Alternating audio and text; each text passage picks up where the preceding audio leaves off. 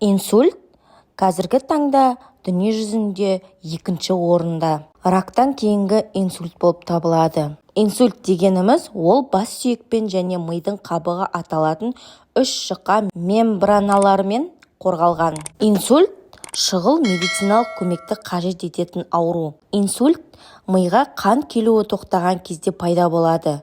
Миға қан келуі тоқтаған бірнеше минуттен кейін ми жасушалары тіршілігін жоя бастайды.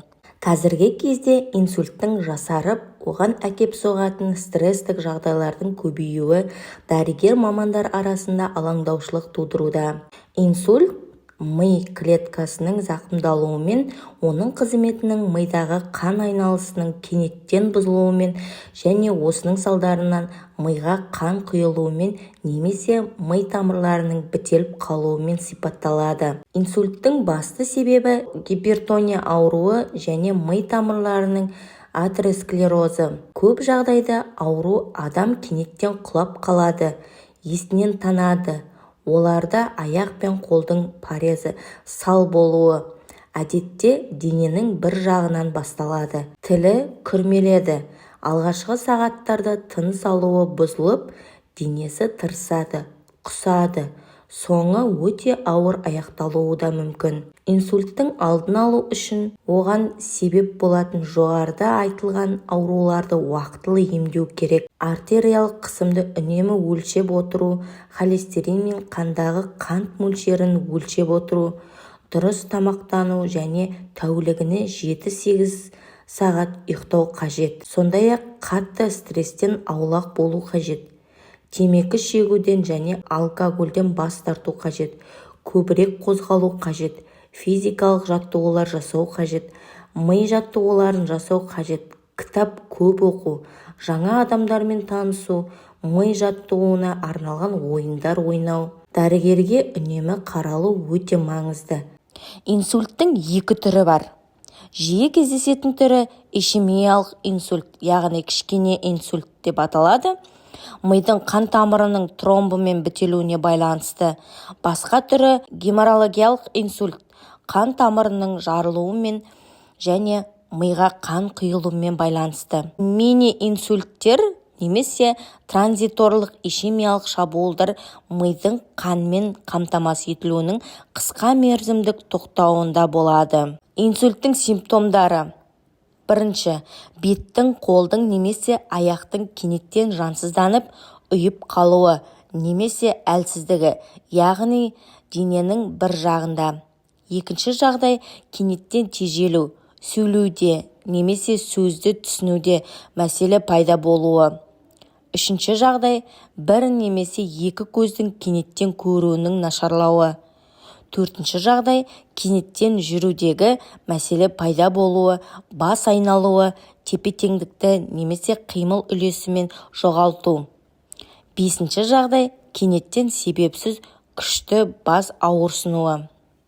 Егер осы симптомдардың бірі байқалса, ауруханаға шұғыл емдеуді бастау үшін көріну қажет. Инсульттің шұғыл емдеуі оның дамуын тромбты тез еріту немесе тез еріту арқылы немесе қан кетуін тоқтату арқылы тоқтатуға тырысады. Реабилитациялық емдеу адамдарға инсульттің нәтижесі мүгедектікті жеңуге көмектеседі. Қанды сұйылтуға бағытталған дәрілік емдеу инсульттің жиі қолданылатын әдісі. Инсульттің түрлері: ишемиялық инсульт миға оттегіге қаныққан қанды жеткізетін артериялық бітелуін пайда болады. Бітелу ишемиялық инсульттің деп себебі тромбы салдарынан болады. Ишемиялық инсульттің екі түрі бар: тромболиялық және эмболиялық. Тромболиялық инсультте қан үйіндісі миға қан жеткізетін артерияда түзіледі. Эмболиялық инсультте қан үйіндісі немесе басқа заттек, мысалы түйіндақ немесе май материалдары қан ағымымен мидың артериясына түседі. Инсульттің екі түрінде де тромб немесе түйіндақ оттегімен қаныққан қанның миға баруын тежейді. Екінші түрі геморрагиялық инсульт. Геморрагиялық инсульт артерияның жарылуында және миға қан құйылуында пайда болады. Аққан қан жағынан қысым мидың жасушаларын зақымдайды. Инсульттің ненің салдарынан болады? Инсульт пайда болу қаупіне кімдер ұшырайды? Организмнің кейбір ерекшеліктері, аурулар, дағдылар инсульттің немесе транзиторлық ишемиялық шабуылының пайда болу қаупін арттыруы мүмкін. Инсульттің пайда болуының басқа да қауіп факторлары бар. Олардың көпшілігін бақылауға алуға болады. Алкоголь және наркотик тұтыну. Кокаин. Екінші, қандағы зиянды холестериннің жоғары деңгейі. Үшінші, дене белсенділігі болмауы. Төртінші, дұрыс тамақтанбау. Бесінші, семіздік. Алтыншы, күйзеліс және депрессия.